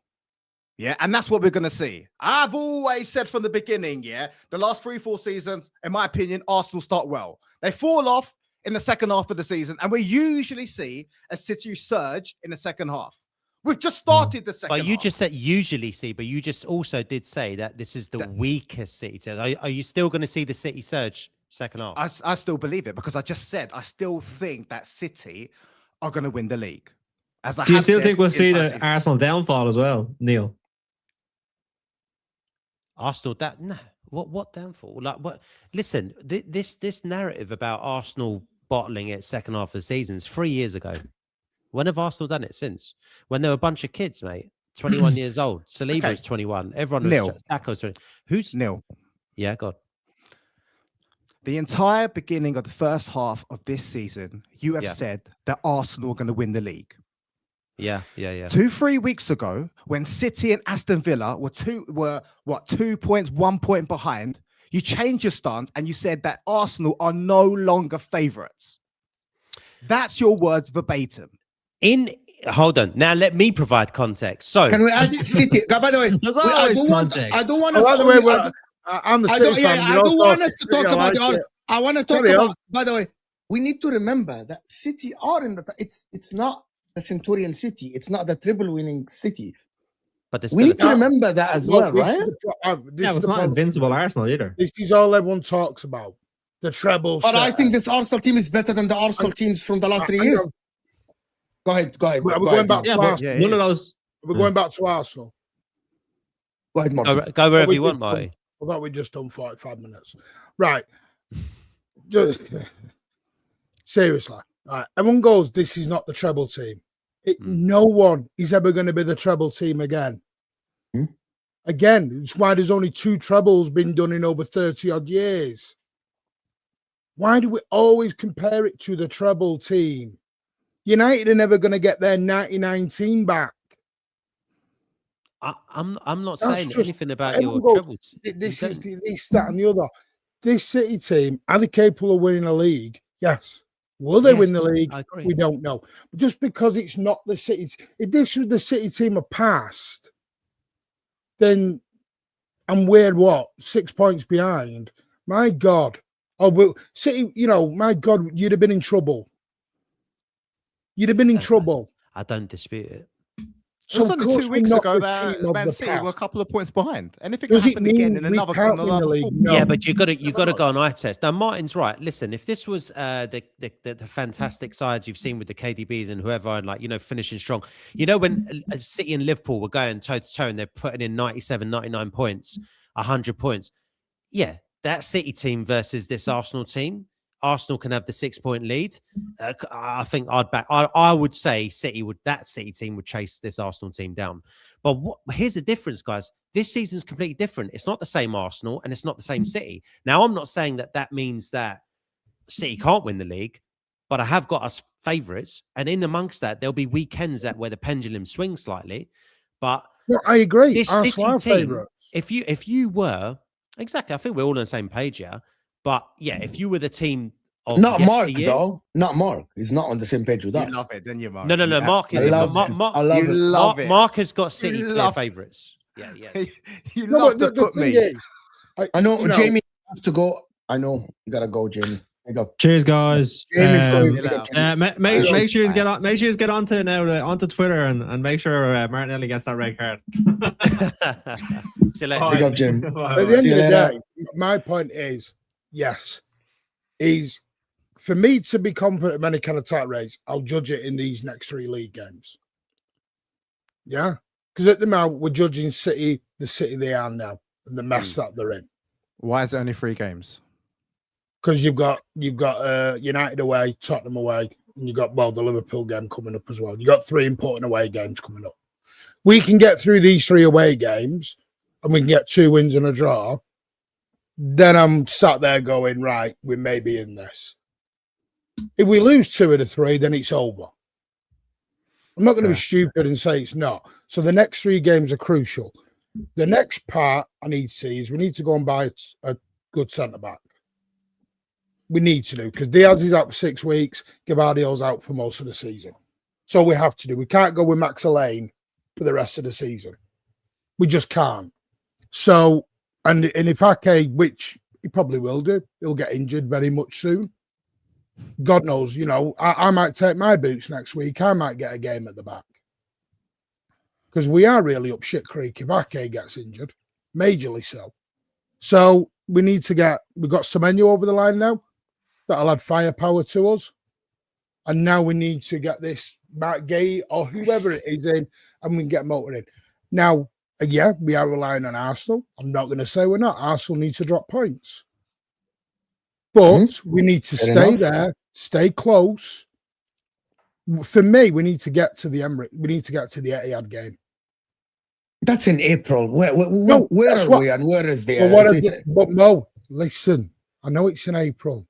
But if City can stay within 3-4 points of Arsenal up to April, beat them at the Etihad, pressure then goes. Do you think you will? Do you think you will? It's 14 games from now, guys, by the way. There's 13 games from now. Again, it will depend on what we do in the rest of this market. We need to buy a centre-back. We've got to buy a centre-back. Does that suddenly stop you from stuttering if you do get Mark? Yes. Let's say you get Mark. No, because we will start. I can't trust going into the centre-back pair and a Max Elaine and Kushinoff. But let's say you get Mark Gahey. Then Mark you feel Gahey confident you can start motoring and get on a run. Yeah, because Diaz will be back in 4 to 5 weeks or 4 to 6 weeks. We get him back, then we've got movement. We need to give Foden a rest. You know, your comment on Foden I think is ridiculous. I think people are judging him on 3 games when I think it's simple fact is Pep's not had the luxury to rotate anyone. So they're all knackered. And we've not even rotated in smaller games. We've just gone out and bashed them at 90 minutes because Pep knows the squad and the bench are not good enough to come on. He saw it in the Leverkusen game. You saw the rest of our squad in that Leverkusen game when they shit the bed. We know how good Foden is, Martin. We've seen Foden deliver over the years. We know how good he can be, but he needs to deliver during these times, right? Like when I say Foden's rubbish, I'm obviously trying to rile people up. Right? No, I'm just saying he was up for nomination of Player of the Month in December. It was that good. I know, but you know what? It's 3 games. People are judging it on 3 games. But those 3 games cost you 6 points. So is Haaland crap? Because in 3 games, he's not had... He has been crap in the last 3 games. Haaland has been crap in the last 3 games. You know that, right? There's right, Mo, here's the difference. Being form and saying they're crap or shit is the laziest take from the football Foden is world. not No one's crap. saying they're crap. But I want again, I'm going to repeat it again. We're going to go back to this again, Martin. I want to see Foden carry the team when the team carry the attack when the team is not playing well. But that's not my words. These are Patrick's, Kelk's, these are other people's talk as well. He's a good player. Yes, I know and you I've had guys debates with them because they have said Foden's crap. They have said Foden is shit. Crap. He's talented footballer. They have said that. No, he's a talented. That's your grabs with them then. No. Hold on. No. It's not. Martin, have you ever seen me say that Foden isn't talented? He's very talented. My problem about Foden is...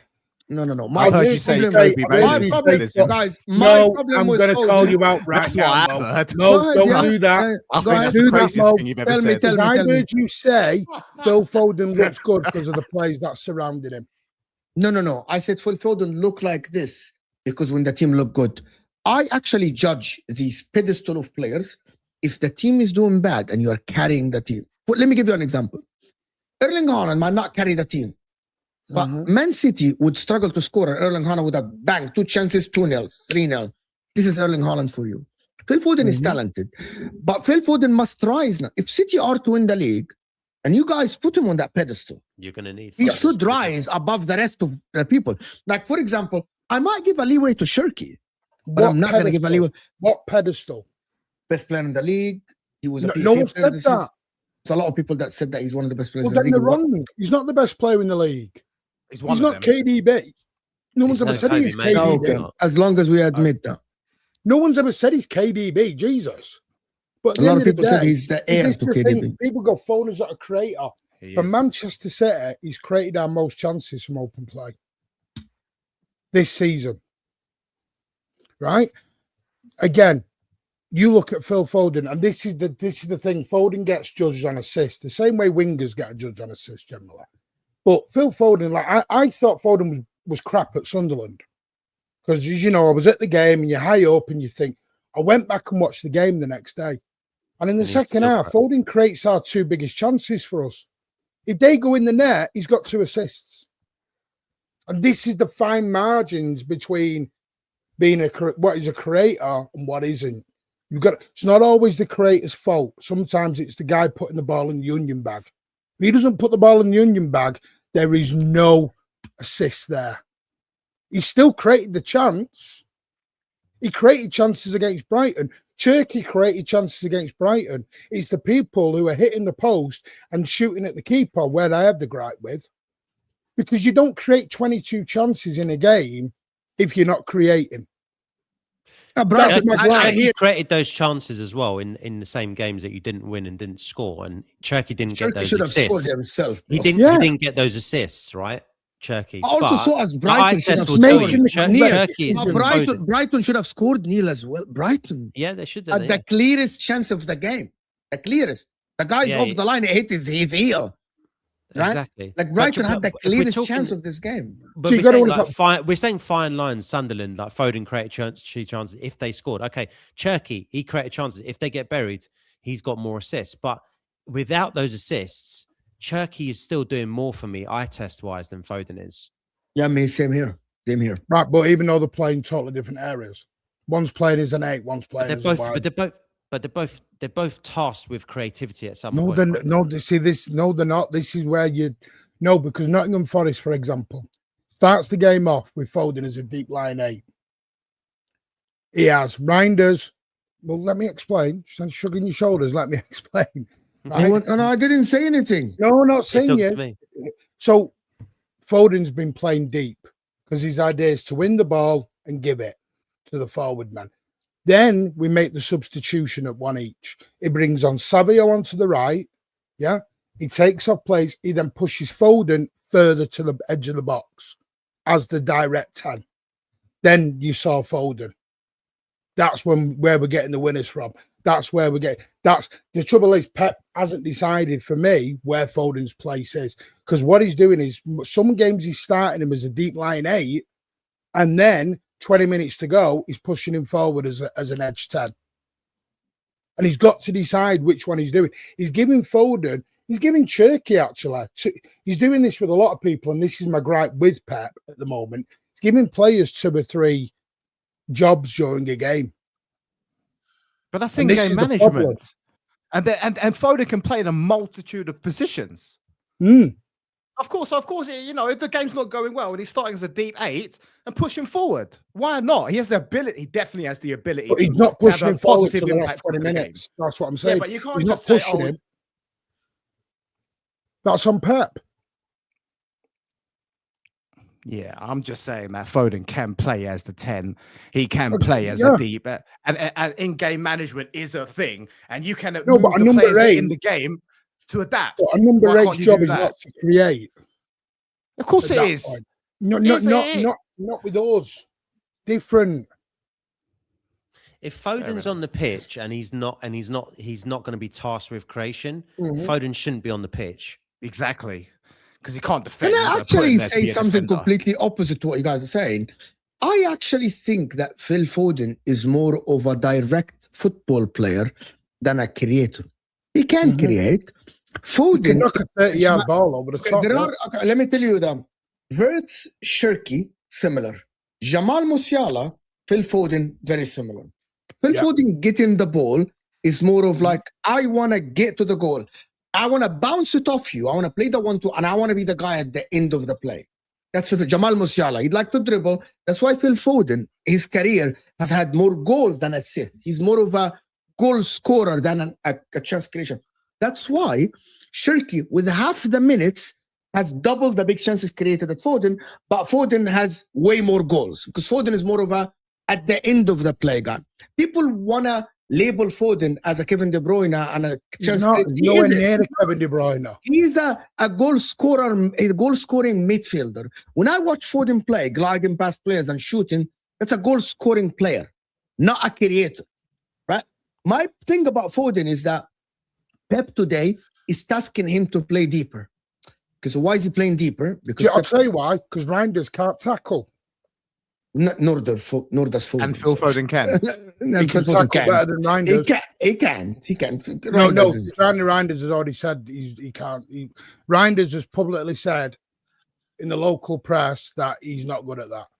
He ain't. I know that. I watched him at Milan. He's more of an attacking player. Have you seen his duels won percentage rate? Jesus. Yeah, even Foden is not. Foden is not a Foden for me.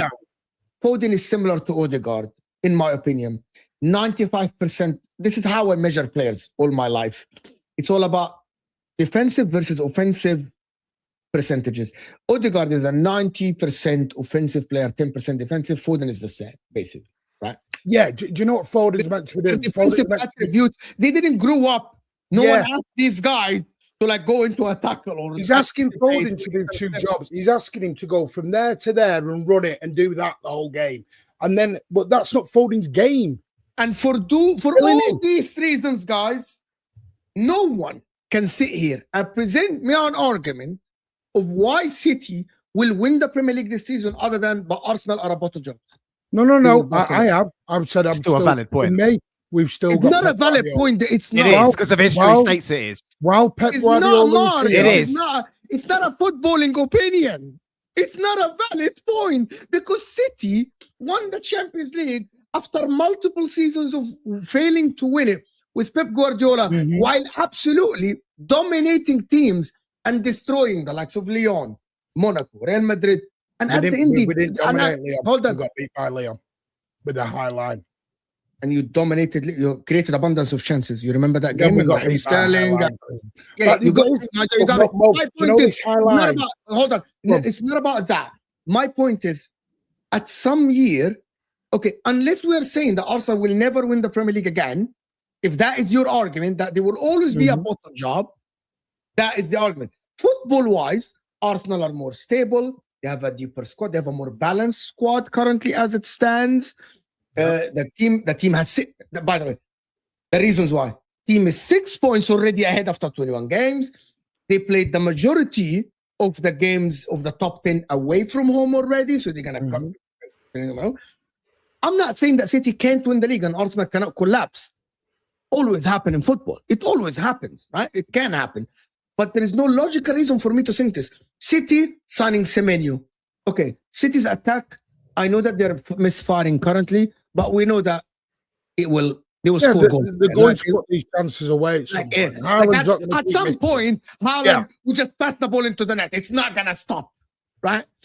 But that's why he's got 150 goals. But there are reasons why I think that City are a little bit have an identity crisis this season. Because in the beginning of the season, Man City started to do the high line. And I did shows with Martin before I do the shows with you guys. And we complained about the high line doesn't work. You don't have a Kyle Walker. Your midfield is not strong enough defensively, like Reinders and Foden, to stop the opposition from playing in between and playing that pass, which happened in the Brighton game. And then City had these fantastic clean sheets where they didn't play as much of a high line, right? And they were better. And then suddenly now, in the last 3 games, he's playing a high line against Chelsea. He's playing a high line against Sunderland with worse players because the players are not fit.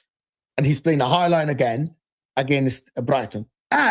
Because Rodri's back, he chose to go back to the high line. And I'm like... Yeah, and also he's gone back to play his wingers as wide men. Yeah, because if you look, he stopped doing the Doku invertedness. Exactly. And I'm like, it. You're going to the thing that didn't work before. You went to the thing that didn't work in the beginning of the season. Yeah, I don't deny that. Yeah, I'm not denying that at all. So everything points towards there is an identity crisis a little bit about how Man City play football. Do you know why? Sorry to interrupt you. You know why? Because Rodri's back and Rodri's his linchpin in that midfield. And he's been playing fantastic, by the way. And he's been playing fantastic. On the ball, This is why Rodri's been he's playing doing it. He's fantastic. gone back to Rod. When you had Nico G in there, he didn't trust Nico G fully.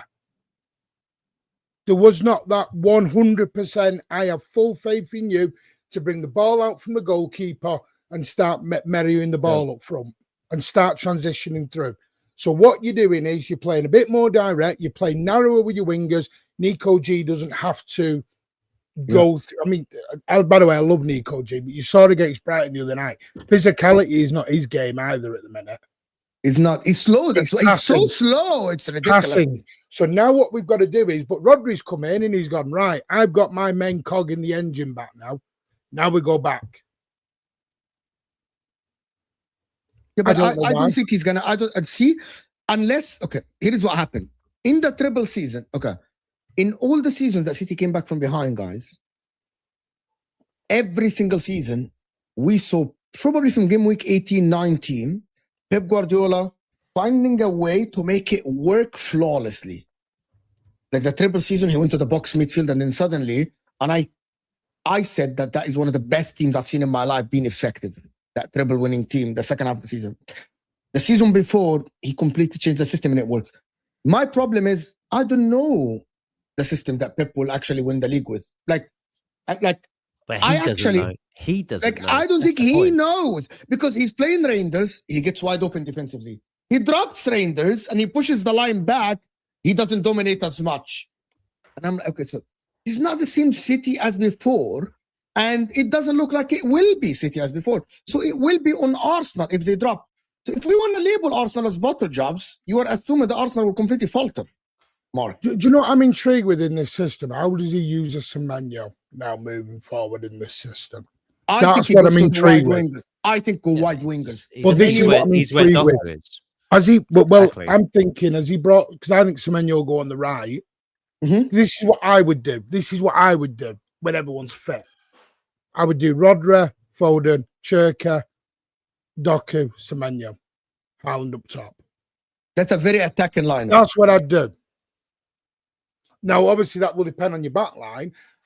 I would say I have faith in Donnarumma because I think Donnarumma's a rock back there, even though he can be a bit hot-headed. My only criticism of Donnarumma is he needs to calm down a little bit. He loves picking up yellow cards. I don't know why. He just loves picking them up. Because he's even stopped his fullbacks going up the pitch and flying. Because one thing I did notice against Brighton is he had Bernardo Silva trying to be the right winger, and Nunes had stopped the overlap. He dropped O'Reilly, and then you've got Nathan Ake at left back. The problem is Nathan Ake is not a guy who'll go bombing up the line and move the balls through. What's happened is Gavardio's gone down, and I think he's gone, crap, I can't get my balls out. I'll put this in a better way. I can't transition through the back. I can't transition through the back as well without Gavardio there. Watch what Gavardio does. He transitions through the back. Well, listen, I'm not sure. Like, listen, this is why. That's why I want Gay. If Mark is hope on Arsenal to falter, he got Havertz coming back, which is he's better than Eucharist. City have they went to IKEA and bought a wardrobe. That ain't my fault. Rest. Kai Havertz is not the game changer. By the way, Martin, I said we don't need a game. We don't need a game changer. We're top. We don't need a game changer. Hang on a minute. I thought your finishing touch was a top level striker. That's what I heard everywhere. Yeah, you not heard of him. Martin. And we've won this league. You not heard of him? Gyökeres. You heard of him? Yeah. I've not. I tell you what, I've not been to IKEA for a while, so no, I've not heard of him. No, Kai Havertz is an improvement on Gyökeres, right? We've all got eyes. So 100%, broski. You are an improvement. With all due respect, you're an improvement. I'm an improvement. Mark is an improvement. We're all improvement on Gyökeres, broski. It is what it is. I'd say even with, but that's the thing. Most about 5'5", and he's like, with Gyökeres starting, yeah, exactly. But with Gyökeres there, we are 6 points ahead. So with Kai Havertz coming back, it's not going to be. It's not worse, is it? It's better. Mark is better. boiling inside. Mark is Hang hating. on. Sure. Isn't this Kai I love you, Havertz? bro. Sure. Wallahi, I love you, Kai bro. Havertz, who everyone was going at, couldn't finish. Not Yeah, a 'cause he's striker. shit. I thought this was why you were going spending all this money on a top striker. And now what you're telling me is, what I'm hearing is, we're going to bench that top striker because we've got Kai Havertz coming back. Yeah, but no one really thought Gyökeres was going to be this bad. Well, no one listen, ever I thought want Gyökeres to tell was you gonna guys be something. This bad. How They don't even look like Arteta Premiership must be a players. genius then, because if he's 6 point clear with that scrub, bro. Yeah, but there's other contests. All the other teams have been so inconsistent. But those inconsistent Of teams, course, one of those defenders are inconsistent scoring. teams is going to chase us down, Mark. Yeah. Hasn't But only, some it's of only your a couple of defenders weeks got ago, more you were like goals? 2 points ahead. Anything can happen in No, a I few know. weeks. I think it's Yeah, still look, a little bit too anything I'm can gonna early. happen, check. but you've also got Exactly. you've also Well, got to go what's off the of what date? you're seeing, What's the though, date right? You've got today? to go off of what you're seeing. No, no one's January saying the 9th. league's done. No one's saying the January, league's done. right, so it's not May 9th. Okay, No, just no checking. one's saying the league's done. What You we're are. saying, though, you have to. No, I'm not. I'm saying that if you're going to be that confident that City are going to win the league, you must have seen something to suggest, other than Arsenal just being bottled. But Arsenal have bottled one league, from what I'm aware of. I don't know if you guys are aware of more than one bottle. I'm aware of one. Okay, we bottled a league once 3 years ago. What I don't understand. You must be seeing Why something, couldn't or you win you're it last literally. season? Sorry, why Last couldn't you win it year, last season? Neil, should have been your Why your couldn't you year win it to last do it. season? Your last year should have been your year to do it. Do we call that a Right. bottle, or do we go? Well, you can it just do. didn't You show can up, no, right? you Yeah, can. I'm No, ask not- that. Yeah, ask you that. can The do. freaking Arsenal fan. Why are you asking me? Ask the Arsenal fan. What do you say, Mo? For? No, what did you say?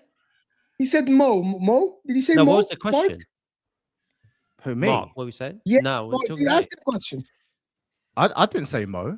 what did you say? Okay, so Last maybe I season heard it we should have. Look, last season was a non-starter. We just didn't even get going, right? Why? If you want to Why? call that a bottle, we'd Why? call it Because a hang on bottle. a minute, you've been in Well- a title race for 3 years on the bounce.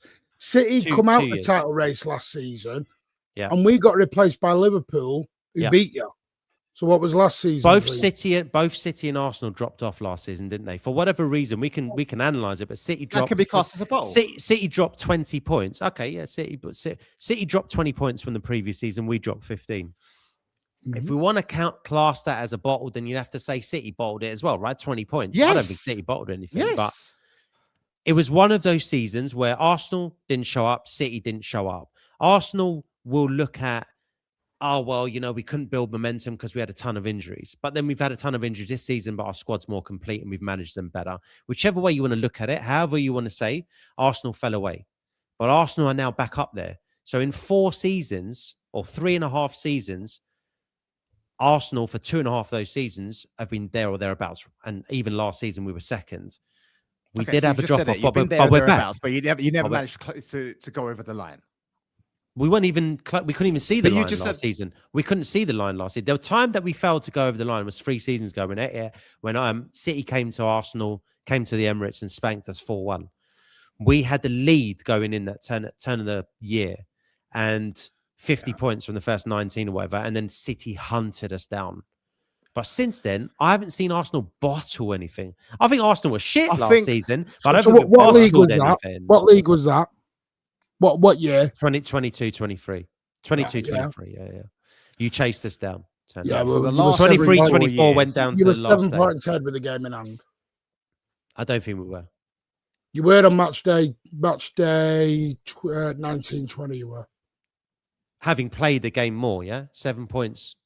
game Having less. played- Go on. I dispute that. We're not gonna go there. We actually seen that Arsenal with the maximum in Oh no, game sorry, week 50. you were 5 points ahead, and With the you'd game. played by game week 19. You'd played 18. We played 19. You were on 47 points. We were on 42. Exactly. Yeah, that. so So it's 5 exactly the same points. as yesterday. Exactly the same as yesterday, basically. Yeah. We're 5 points ahead with a game in hand. 23-24 Exactly the same this as point yesterday. last season, or Yeah. 22-24. City were 5 points behind Liverpool in third. Oh, and Aston Villa was second again. Weirdly enough. You're 5 points behind us, or whatever, 3 points behind us. This is the other thing, right? It's a different City have also City dropped off last season. So yeah, we can point to an Arsenal bottle, of which I will stand by. There's been one, but City also have to overtake us from last season as well. Now, obviously, City are capable of doing that. They've got Pep, but let's not like pretend here that City had a massive drop off and they need to get better. And they're showing that they are getting better this season, but they're still a work in progress. So I'm not seeing anything from this City side that suggests they're going to go on a run. They may not need to, though, because Arsenal might capitulate. But I'm not seeing anything either from Arsenal to say that we're going to capitulate this season, because we've only done it once. And that was 3 years ago. But if we do capitulate, it'll be a bottle. Yeah, for sure. I don't see Arsenal capitulating, because actually, it's not only about Arsenal. I don't see City going on a mad run of winning like 15 games in a row or 12 games in a row. So, even the next game, what is more likely to happen? City dropping points away at Manchester United with the new manager, or Arsenal dropping points against Nottingham Forest? I think the logical answer is City dropping points is more likely than Arsenal dropping points. Right? It's more likely. So more likely, it can happen the other way, but more likely City will be even further behind Arsenal by next game week. City have to go to Liverpool. 23-24, game week 17-18, we were 6 points behind Arsenal. We were 4th in the league. I think Liverpool were leading the league. We still came out. There was Arsenal top. Definitely no bottle in 23-24. We took it down to the last game of the season. We won 17 of our last 19 games. No, I'm just showing you. Match day 17. Arsenal top, 39 points. Liverpool second, 38 points. Aston Villa third, 38 points. City fourth, 34 points. We've always been behind. Let me do this. Was that Liverpool or Hitafi haram ball yesterday? In the first half, yes. In the second half, it was Arsenal haram ball. Gee, so you had 25% ball position in your stadium, which is something that should never happen. Martin, did you ever call Arsenal bottle? Your defense worst. No, because I've always prepped up Manchester City. I don't teams bottle it. I always give the team that win it the prize. Fair enough. Listen, I want to thank everyone that joined us. The Frenemies podcast in the description, guys. Go and support the guys. They do amazing content there. Mark and Neil together on one channel. So go and support the guys. Frenemies podcast, guys, if you haven't subbed. And the Mancunian way, of course, in the description, along with the Football Story, Jamie's channel. We'll see you guys tonight on MHF in about 2.5 hours or something after the Morocco game. This will take you to Osama's watch along for Morocco, of course, in the AFCON Cup of Nations quarter final. I will see you guys later, and we are out.